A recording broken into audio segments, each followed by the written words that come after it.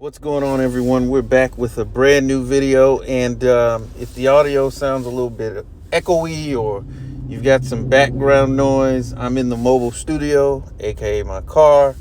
So if the sound is not up to normal standards, I do apologize.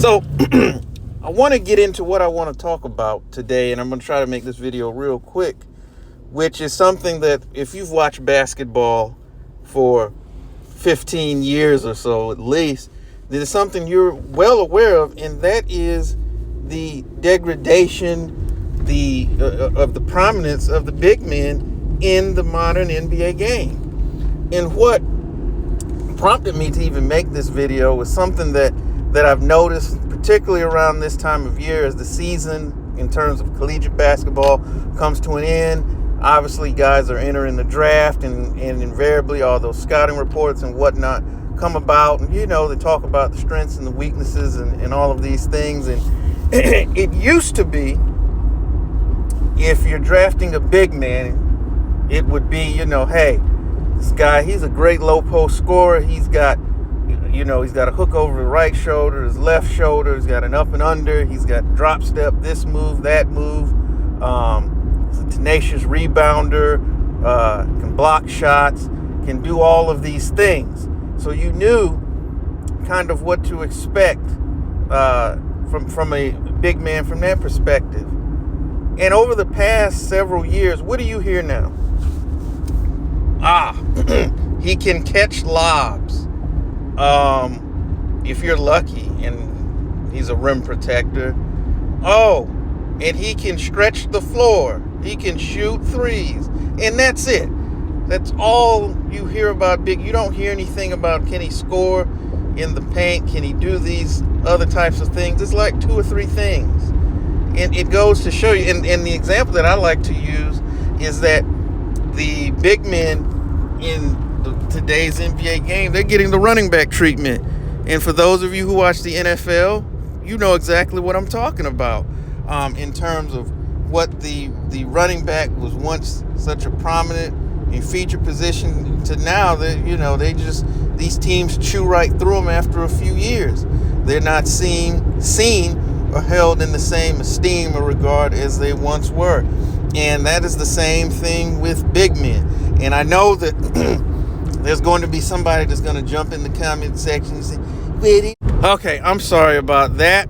Got cut out here, but what I was saying was that I know that there's going to be some people who want to get in the comment section. Analytics, low post basketball is so efficient and blah, blah, blah. Points per shot, whatever. Which, unfortunately, I get the math is what it is. But it's one of those things where numbers can tell the story, but not necessarily the whole story. Because for 2/3 of the NBA's history, the big man, conventional wisdom has said, "Hey, you know what? You're tall, so your biggest strength is to be close to the basket, so you can score easier." But now the thing is, let's take them all and push them out on the 23 feet away from the basket and just have them jack threes, because 3 is worth more than 2, which just doesn't make a great deal of sense to me, which is why you've seen the decline of low post play, which is why you'll see the few rare occasions where a center gets the ball that's back to the basket with a 6'4" guard on him, and he has no idea what to do with the ball. He looks completely confused.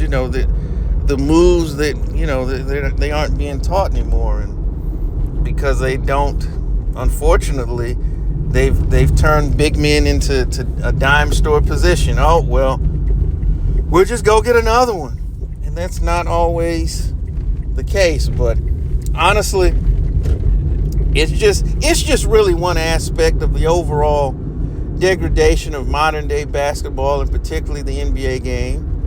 And unfortunately, it would take someone who would have to be dominant again in the paint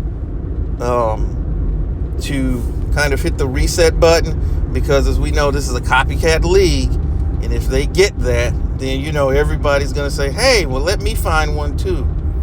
not realizing has been the case with Stephen Curry and Clay and those guys, that yes, the Golden State Warriors can play like that because they had two, and they only had KD, generationally exceptional shooters, which allow, and they cater their system to the strengths of their best players. Everybody doesn't have that, so you can't do that.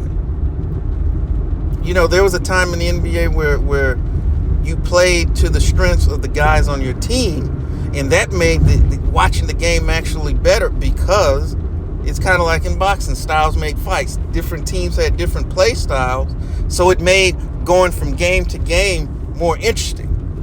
You know, a Knicks and Supersonics game didn't look like a Knicks and Pacers game, or a Heat and Celtics game. They didn't look like cookie cutter cutouts of each other as they do today.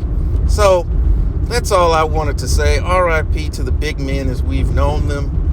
But what do you think about this? And I tell you what, as we go through this draft process, and if they're assessing big men, think about what I said at the beginning of this video and see if my words ring true.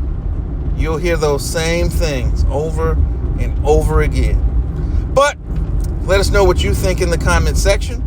I'll be back with more videos real soon. Like I said, I've vacation and everything, so I'm getting back in the groove of things. But thank you all for spending a few moments with us. I'll be back with more videos again real soon. And as always, tell the ones that you love them.